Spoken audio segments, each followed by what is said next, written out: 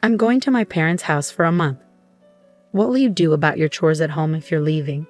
My son, I'm getting divorced. My mother-in-law gave me divorce papers. This works out well, she said when I left.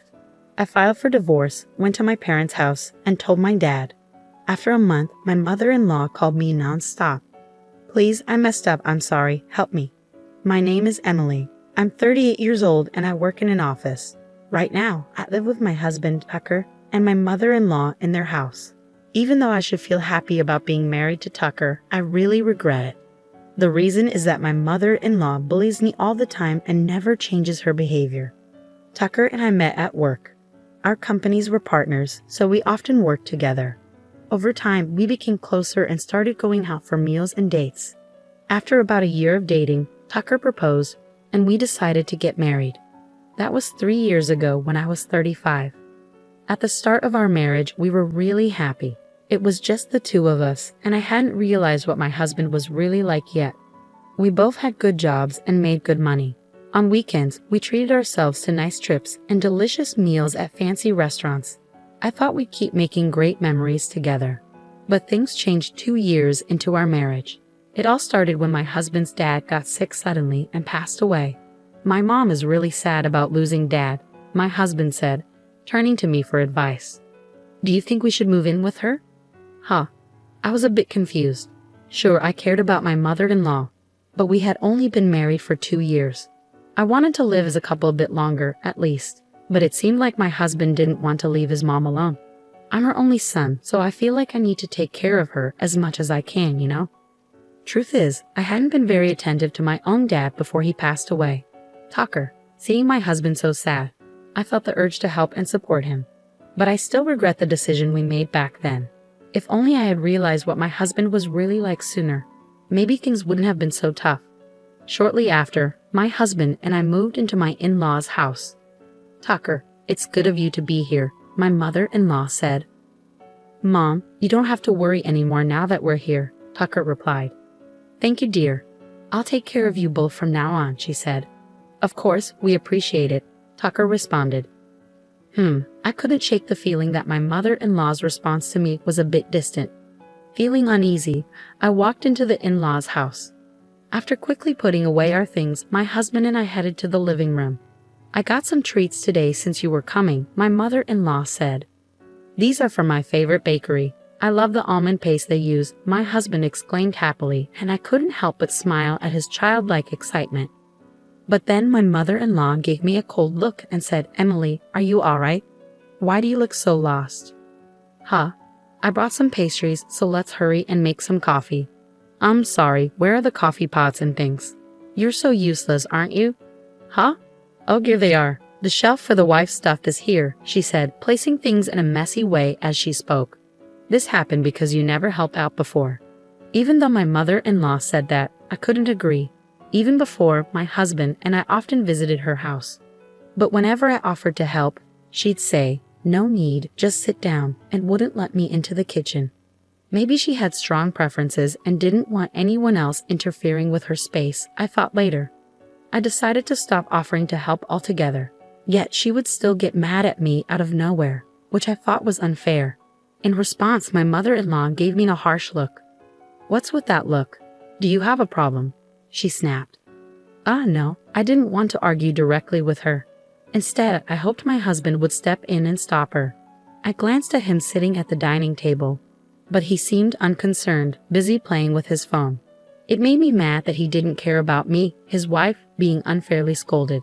I never expected to face such unpleasantness right from the start. I started feeling anxious about living with my mother-in-law. And so, living with my mother-in-law began, and right away, problems started arising. It happened early in the morning. Hey, Emily, why are you still sleeping? I quickly checked the time on my phone. Well, it's only 5 in the morning, Mother. So what? You should be up making breakfast and Tucker's lunch, and don't forget you're supposed to clean the bathroom every day. My mother-in-law's words shocked me. Firstly, I didn't usually make lunch for my husband, and we often skipped breakfast because we weren't hungry. Plus, I never cleaned the bathroom before going to work because it was tiring. Sure, doing all those things required waking up early, but were they really necessary? As I hesitated, my mother-in-law got mad at me for not moving. Why are you just standing there? Hurry up. What kind of upbringing did you have to become so useless? She scolded. Her words angered me, so I decided to do exactly as she said. Every day, I woke up at 5 a.m. and cooked lunch and breakfast for my husband and me. It wasn't just simple meals. I made fancy dishes, and I always cleaned the bathroom thoroughly. Surprisingly, I started feeling better about cleaning the bathroom. It felt good to have a clean bathroom every day. My husband appreciated my hard work and thanked me for the meals and cleaning, but my mother-in-law didn't seem happy. She kept demanding more from me. Today, I feel like having Japanese food. No, wait, Italian. Oh, but it has to be authentic. Make pizza from scratch, cook pasta, and get that red wine from the fancy shop. My mother-in-law would make these demanding requests as if it were a special occasion. And the frustrating part is that my husband always listens to her. Make sure you do it exactly how my mom wants, he'd say, leaving everything to me. He didn't help at all. And once I took charge, he wouldn't lift a finger. Most of our precious days off were spent preparing the dinners my mother-in-law desired. On top of that, she would complain to me about various things. You're a wife. Why are you still working? You should be at home supporting your husband. Plus, you're getting older, and the time to have children is running out. Do you realize you're almost worthless? She'd say.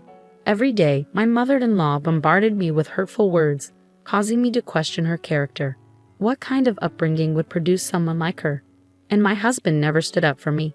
One day, already stressed from work and dealing with my mother-in-law, my husband said something to me. My mom says you're neglecting the housework. Is that true? You never listen to me and always act defiantly. I used to appreciate you making lunch every day, but now I hear it's all frozen food. Do you really believe what your mom says? Of course I believe her. Why wouldn't I? Are you suggesting my mom is lying?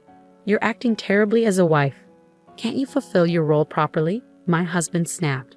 I was furious at his words. What are you talking about? Just look for yourself. I make homemade lunches, clean, do laundry, and cook dinner every day. I protested. I'm telling you to stop lying. What mom says is true, Tucker. You're acting crazy, you mama's boy. What are you even saying? You never believe me or help me with anything. What exactly do you want me to do? You're such a nuisance, I retorted. It's just as mom says. Tucker's face turned red as he angrily responded. After that big fight, their relationship worsened. Whenever my mother-in-law harassed me, Tucker would join in and insult me too. Hey, is dinner ready? I just got home. Hurry up, my husband demanded. You're so slow and useless, my mother-in-law chimed in. Well, you're both failures, so it's no surprise, I muttered under my breath.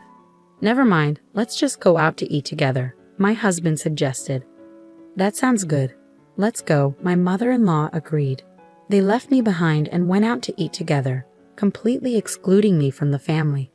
Every day, I endured insults and belittlement from both of them. Did I really need to put up with this marriage?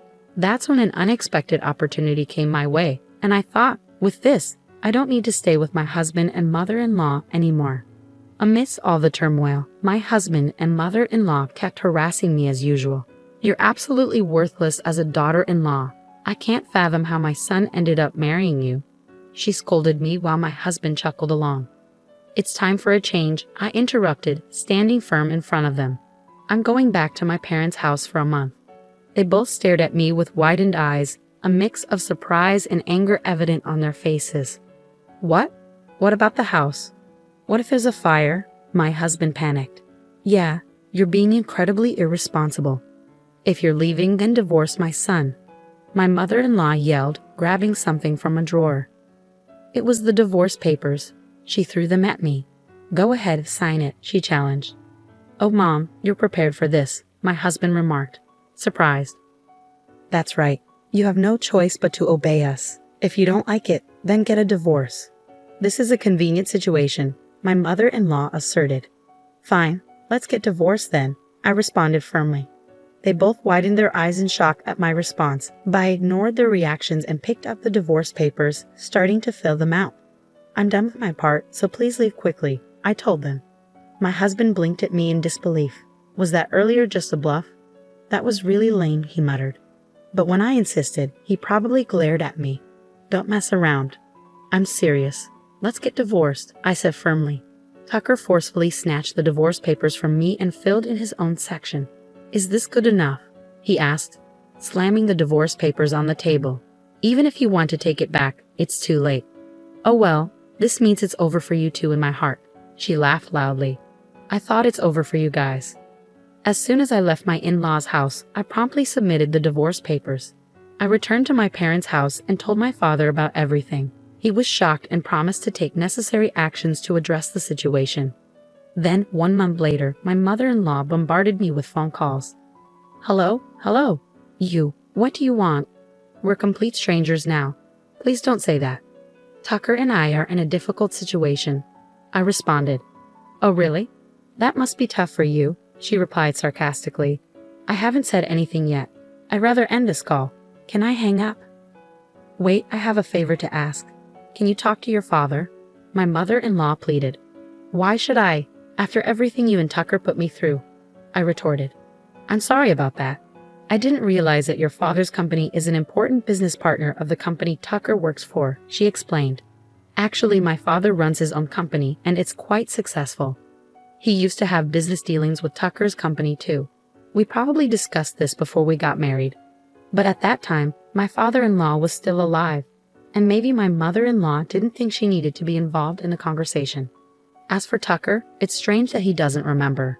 But maybe he forgot while siding with my mother-in-law and criticizing me. When my father decided to end the business dealings, Tucker's company offered to continue the contract by letting go of Tucker instead. So, Tucker lost his job. And it turns out that Tucker had suggested remodeling our family home when we were planning to live together, and he took out a loan for it. Now that he's unemployed, it's almost impossible to manage loan payments while trying to make a living. Until now, we've been able to manage because I've been contributing my fair share of living expenses as a company employee. But now that I'm divorced, Tucker and my mother-in-law must be in a tough situation. Why did you feel the need to show off by remodeling the house, Tucker? You're so proud, just like your mother. Please help me, my mother-in-law pleaded. I apologize for my mistakes, she continued weakly, lacking the strength to respond to my provocation. I'm sorry, but I can't forgive you for what you've done. If you're expecting me to help you, it's pointless. Instead, focus on finding a job, even if it's temporary. As for me, this conversation is a waste of time, so I'm ending it now. After ending the call and blocking their numbers, I heard that my ex-husband and mother-in-law couldn't keep up with the mortgage payments, so they had to sell the house. It wasn't even that old, and my mother-in-law could have lived there during her retirement. It's a shame they wasted money and let it go. Currently, they're living in an apartment on an island somewhere. My ex-husband works part-time while they rely on my mother-in-law's pension to get by. Meanwhile, I was getting ready to move overseas. Instead of renting a new place, I decided to stay with my parents until I leave. I'll cherish the time with them until then. I'm excited and hopeful about life and work in the new country. Despite the difficulties with my ex-husband and mother-in-law, I'm optimistic about the future. I wonder why they treated me so poorly, but I'm glad to have cut ties with them. Maybe I'll find a wonderful partner overseas and have an international marriage. I genuinely wish them happiness in their future. Thanks for following my story, and if you enjoyed it, please subscribe to the channel. I look forward to sharing more with you in the future.